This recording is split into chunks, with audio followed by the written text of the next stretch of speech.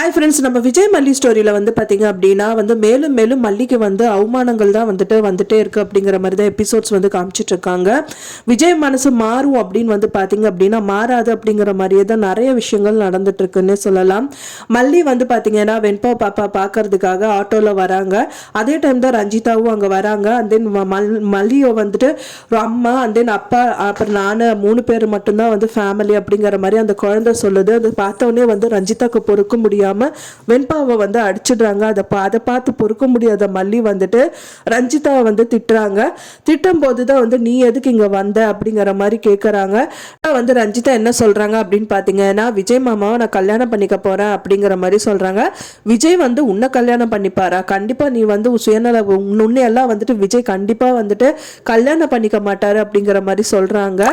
அப்புறம் தான் அவங்க அழுதுட்டே வீட்டுக்கு போயிட்டு விஜய் கிட்டயும் சொல்லிட்டு இருக்காங்க இந்த விஷயங்கள் எல்லாமே. நான் ரொம்ப அவமானப்பட்டுட்டேன், மல்லி அண்ணன் இந்த மாதிரி எல்லாம் பேசிட்டா அப்படின்னு சொல்லிட்டு சொல்றாங்க. அந்த டைம் பார்த்து மல்லியும் அங்க வராங்க. அப்பதான் வெண்பா பாப்பாவும் அங்க நடந்ததை எடுத்து சொல்றதுக்காக வாய திறக்கிறாங்க. நீ பேசாம இரு வெண்பா அப்படிங்கிற மாதிரி விஜய் வெண்பா அடக்கிறாரு அப்படின்னு சொல்லலாம்.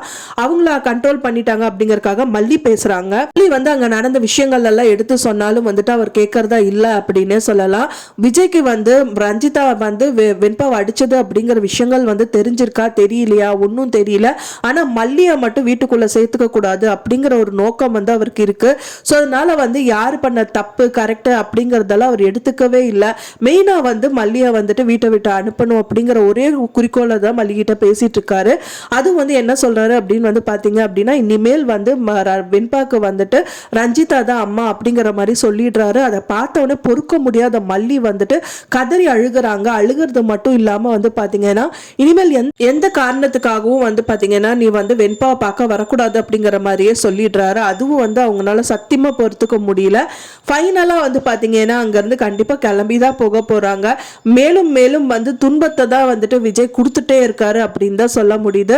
கண்டிப்பா போ நீயாச்சும் வாழ்க்கையாச்சும் குழந்தையாச்சும் அப்படின்னு சொல்லிட்டு விட்டுட்டு போறதுக்கு 2 நிமிஷம் ஆகாது மல்லிக்கு. ஆனா அந்த குழந்தைக்காக அவ்வளவு கஷ்டப்பட்டுட்டு அந்த குழந்தை மத்த சொந்தக்காரங்க கிட்டயே இப்படி அடி வாங்குதே, எப்படி அதை விட்டுட்டு போறது அப்படிங்கிற மாதிரி அவங்க கதறாங்க. ஆனா சொந்த அப்பாவான விஜய் கொஞ்சம் கூட எதுவுமே யோசிக்காம ஏதோ ஒரு நோக்கத்தால இந்த மாதிரி பண்ணிட்டு இருக்காரு.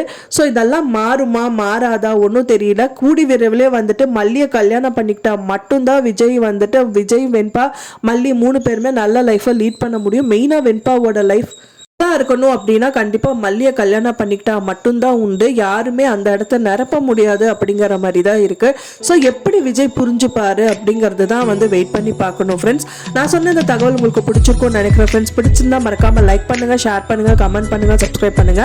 மேலும் இன்னொரு மல்லி சீரியல் அப்டேட்டோட நெக்ஸ்ட் மீட் பண்றேன். தேங்க்ஸ் ஃபார் வாட்சிங் மை வீடியோ ஃப்ரெண்ட்ஸ். நெக்ஸ்ட் வீடியோல பார்க்கலாம்.